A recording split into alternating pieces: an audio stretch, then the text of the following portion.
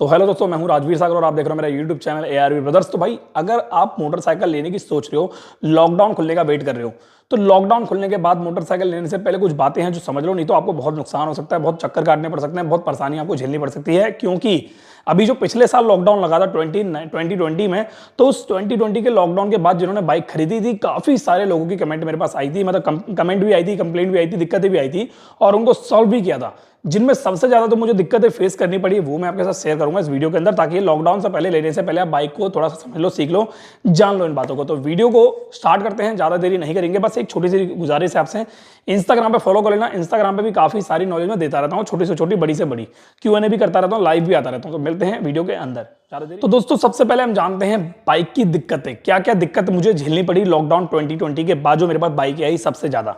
पहली बात, मैं नई बाइक की बात भी करूंगा, इसमें पुरानी बाइक की बात भी करूंगा। काफी सारे भाई बंधु जिन्होंने अपनी बाइक को खड़ा कर दिया था लॉकडाउन के अंदर, चला नहीं रहे थे, पर जैसे ही वो चलाने लग गए तो उनकी गाड़ी में दिक्कत आने लगी। स्टार्टिंग की एवरेज बहुत ज्यादा पेट्रोल पीने लग गई थी उनकी गाड़ी, और पेट्रोल जो पीने लग गई थी उससे वो हर कोई बंदा डिस्टर्ब हो जाएगा, यार इतना महंगा पेट्रोल, साथ में इतनी कम एवरेज दे रही गाड़ी। तो भाई कॉमन सी बात है, मैकेनिक के चक्कर कटने ही कटने हैं। तो काफी सारे लोग मेरे पास आए और मेरे से डिस्कस करिए प्रॉब्लम, और उनसे मैंने पूछा कि भाई ये प्रॉब्लम आ कब से रही है, पहले भी आ रही थी या अभी आ रही है? बोला भाई पहले तो एकदम मस्त थी, पर यार पता नहीं क्या हुआ, लॉकडाउन के बाद जब से गाड़ी मैंने स्टार्ट करी चलाना, तब से मेरी गाड़ी में दिक्कतें आने लग गई। दिक्कतें क्या थी? ओवर रेस कर रही है, आरपीएम फ्लक्चुएशन बहुत ज्यादा हो रहे हैं, गाड़ी स्टार्टिंग परेशानी कर रही है, सुबह सुबह जब स्टार्ट करते हैं तो दिक्कत आती है गाड़ी में, और पेट्रोल बहुत ज़्यादा पी रही है, और गाड़ी को जब मैं चला रहा हूँ तो गर्म होने पर गाड़ी काला धुआं दे रही है, और जब ठंडी ठंडी सुबह सुबह स्टार्ट कर रहा हूँ तो वाइट स्मोक आ रहा है गाड़ी में से। तो ये सारी परेशानियों को देखते हुए सबसे ज़्यादा तो मुझे दिक्कत सामने आई ना, जिसको सॉल्व करने में दो चीज़ों की आई। सबसे पहली कार्बोरेटर की प्रॉब्लम, दूसरी हेड की प्रॉब्लम। एक भाई थे हमारे जिनकी अपाचे RTR थी, जिनकी गाड़ी सिर्फ 8,000-9,000 किलोमीटर चली थी, और लॉकडाउन 2020 में उन्होंने गाड़ी खड़ी कर दी थी अपने घर में, और सीधे के सीधे 1.5-2 महीने बाद उन्होंने गाड़ी चलाई, और उसके बाद उनकी गाड़ी में पेट्रोल पीने की बहुत ज़्यादा समस्या आने लग गई। देखो, मैं आपको बात क्लियर कर देता हूँ, अगर गाड़ी हमारी गाड़ी के कार्बोरेटर में पेट्रोल है और गाड़ी खड़ी हुई है रोड पर और चल नहीं रही है, बिल्कुल भी नहीं चल रही, एक भी दिन नहीं चल रही, 60 से 70 दिन गाड़ी सिर्फ खड़ी रह गई, तो आपकी गाड़ी में जो पेट्रोल गाड़ी में कार्बोरेटर में होता है, वो कार्बोरेटर का जो पेट्रोल होता है, देखो पेट्रोल एक गैसोलीन पदार्थ है। Gasoline in the sense, petrol एक वाष्पीय पदार्थ है जो एकदम वाष्प हो जाता है हवा के संपर्क में आते ही, ठीक है। जब सूरज की किरणें उस पर पड़ती है तो वाष्प होने लगता है बहुत तेजी से, ये आपको मैं काफी वीडियो में बता चुका हूं। तो जब गाड़ी के कार्बोरेटर में पेट्रोल जो होता है वो वाष्प होने लगता है, और पेट्रोल वाष्प होने के बाद पेट्रोल में जो बहुत सारे अलग से लिक्विड डाले होते हैं, एक बहुत सारे एडिटिव चीजें डाली होती है, प्रोडक्ट डाले होते हैं, मटेरियल डाले होते हैं, वो मटेरियल गाड़ी के कार्बोरेटर में रह जाते हैं, जो गाड़ी के कार्बोरेटर को बहुत ज्यादा परेशान करते हैं, नुकसान करते हैं।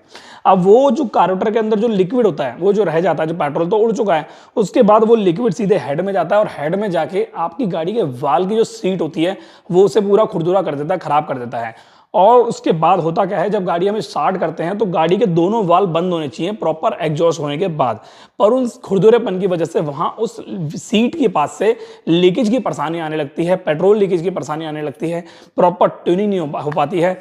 काफ़ी सारे भाई जो है ट्यूनिंग करते हैं, एयर की सेटिंग करते हैं, पर एक्चुअली में ट्यूनिंग प्रॉपर नहीं हो पाती है, जिसकी वजह से हमें गाड़ी का हेड खोल के उसकी ग्रिंडिंग करनी पड़ती है, और वाल भी नए डालने पड़ सकते हैं। ये बात मैं काफ़ी वीडियो में बता चुका हूं, और काफ़ी गाड़ियों में मैंने अप्लाई भी करी है।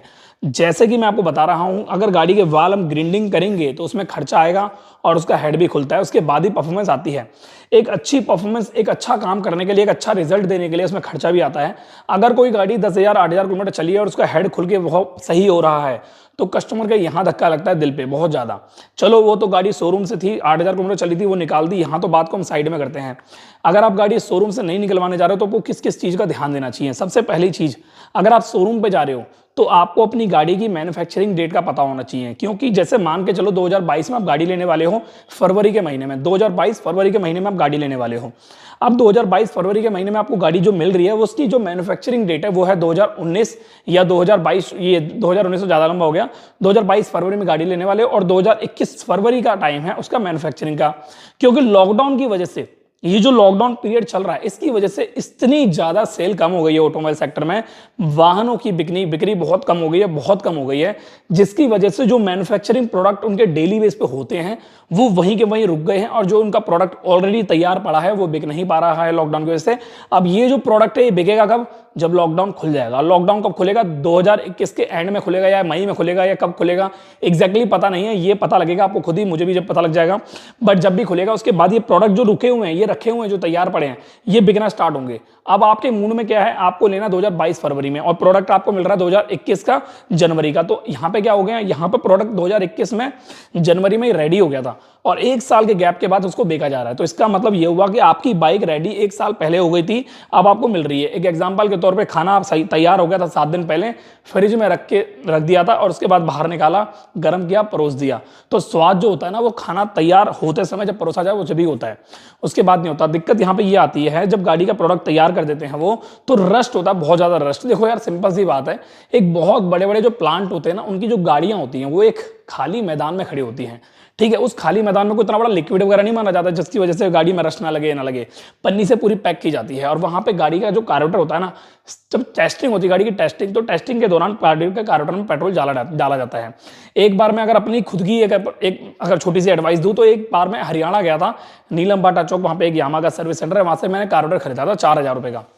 उस 4000 रुपए कार्बोरेटर यामा एचजेडआर के लेके आया था मैं, और उस 4000 के कार्बोरेटर के अंदर इतना रस्ट था, इतना रस्ट, उसे साफ करने में मुझे 2 दिन लगे थे डीजल से। उसके बाद जाके उसकी नई वाली जो परफॉर्मेंस आती है वो निकल के आई थी। तो समझ सकते हो आप, जब उस नए प्रोडक्ट में इतनी दिक्कत आ गई, तो ये जो नया प्रोडक्ट बाइक है इसमें दिक्कत क्यों नहीं आएगी। तो आपको समझना है, एक तो हेड के ऊपर बहुत ज्यादा रस्ट हो जाता है, इसकी चीज का ध्यान देना है, ठीक है। और ये सारी की सारी चीजें जो होती है मैन्युफैक्चरिंग से होती हैं। जिस दिन गाड़ी तैयार हो रही है उस दिन की डेट मिले। अगर आप फरवरी 2022 में गाड़ी ले रहे हो तो आपको जनवरी 2022 तक की मैन्युफैक्चरिंग चल जाएगी, जनवरी 2022 तक की, जनवरी की एक तारीख चल जाएगी, दिसंबर 2021 की चल जाएगी 31 तारीख की, 30 तारीख की, मतलब 1 से 1.5 महीने का फर्क आ जाए कोई दिक्कत नहीं है।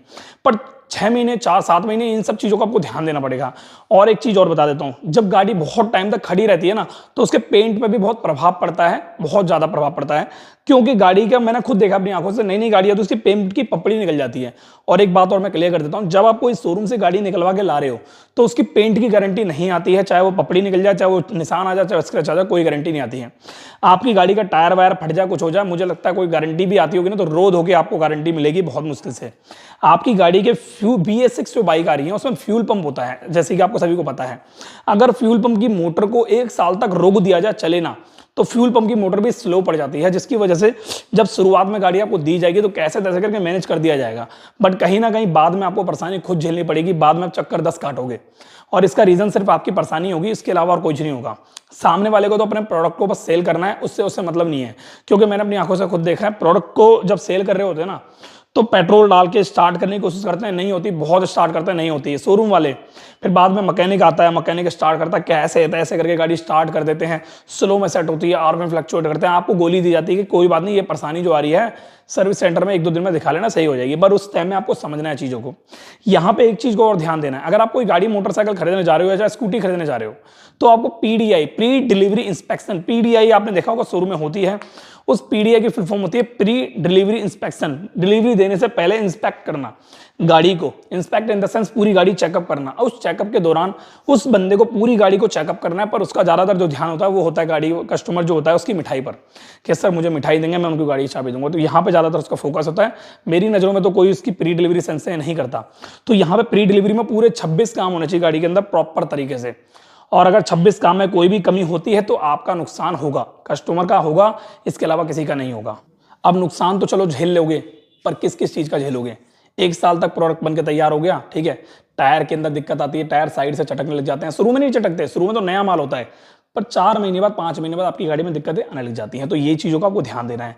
बाइक के रखरखाव का आपको ध्यान देना है। अगर आप शुरू में गाड़ी खरीद लेते हो BS6 की नई लॉकडाउन खुलते के साथ ही, तो आपको उनको पहले ये क्लियर करना है, भाई जो मेरे को गारंटी मिल रही है, एक्सटेंड वारंटी जो अलग से वो देते हैं, उनके जितने भी ऑफर होते हैं वो उसको देना है। और उनसे पूछना, भाई इस एक्सटेंड वारंटी में आखिर क्या क्या चीजों का चेंज होना है, प्रॉपर तरीके से लिखित में ले लें, क्योंकि बाद में चक्कर बहुत काटने पड़ते हैं यार, बहुत दिक्कत होती है। फ्यूल पंप की गारंटी मिलनी चाहिए, ये चीज आप ध्यान रखना। फ्यूल पंप की गारंटी नहीं मिलेगी तो आपका नुकसान होगा बहुत ज्यादा।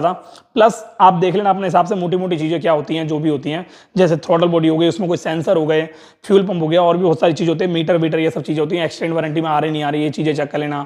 जो आपका इंश्योरेंस है वो जीरो टैप है या कैशलेस है, क्या है क्या नहीं, उन सब चीज़ों को चेक कर लेना। बाइक का पूरा रखरखाव चेक करना, गाड़ी की जो सर्विस हो रही है उस सर्विस से पहले अगर गाड़ी किसी हिल्स एरिया में आप ले जा रहे हो तो वहाँ पर RSA टीम पहुँच पाएगी नहीं पहुँच पाएगी, उसके कितने महत्व हैं, कितने कितने फायदे हैं उसके, सारी चीज़ों को देख लेना, इन सबको समझ लेना गाड़ी लेने से पहले। क्योंकि लॉकडाउन के बाद हो सकता है आपकी जो ऑटोमोबाइल सेक्टर में बहुत ज़्यादा ट्रैफिक आए और ट्रैफिक आने की वजह से वो काफ़ी सारे कस्टमरों पे फोकस इतना ज़्यादा डीप ना कर पाए, जिसकी वजह से आपको परेशानी भुगतनी पड़े। क्योंकि मैं भी अगर अपनी पर्सनली बात बताऊं तो आज से 2016 में मैंने एक हार्ले डेविडसन खरीदी थी। उस हार्ले डेविडसन की कीमत थी तकरीबन ₹7.25 ये, हाँ, ₹7.25 की बाइक थी। 2016 में मैंने खरीदी थी, नई बाइक थी, बर्थडे में मुझे गिफ्ट की मिली थी। तो वो बाइक 3000 किलोमीटर चलाने के बाद किसी रास्ते में पेट्रोल पंप के पास थोड़ा सा उससे पहले ही उसका जो पाइप होता है, जो मतलब जैसे कि जो ऑयल आपने देखा होगा, जो गाड़ी का कूलेंट होता है, कूलेंट, उस कूलेंट के अंदर एक पाइप निकलता है अलग से, चलती गाड़ी में वो कूलेंट वाला पाइप फट गया था और फटने की वजह से मेरे पैर बच गया था चलते हुए।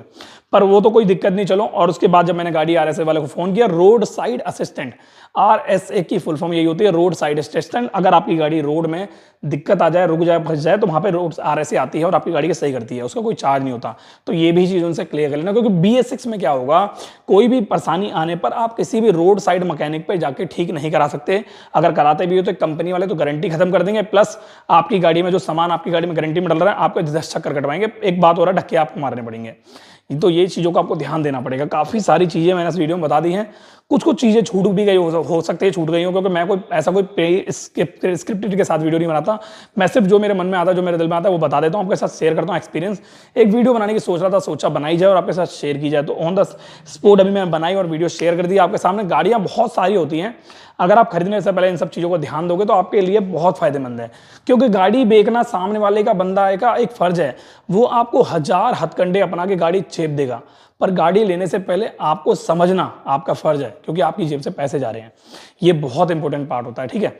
तो मिलते हैं नेक्स्ट वीडियो में। उम्मीद करता हूँ वीडियो आपको अच्छी लगी होगी। अगर इस वीडियो में कुछ समझ में आया है, कुछ पल्ले पड़ा है, तो मुझे बताना कमेंट करके। बाकी यार वीडियो मुझे लगता है आपको अच्छी लगती होगी, इसीलिए आप देखते हो। और अगर देखते हो नीचे सब्सक्राइब भी कर देना। और साथ में इंस्टाग्राम पे लाइव आता रहता हूँ, काफ़ी सारे Q&A करता रहता हूँ, काफ़ी सारे क्वेश्चन आंसर के साथ साथ काफ़ी सारी एक्टिविटी मैं करता रहता हूँ। मिलते हैं इंस्टाग्राम पे और मिलते हैं नेक्स्ट वीडियो में। Thank you so much and bye bye, take care.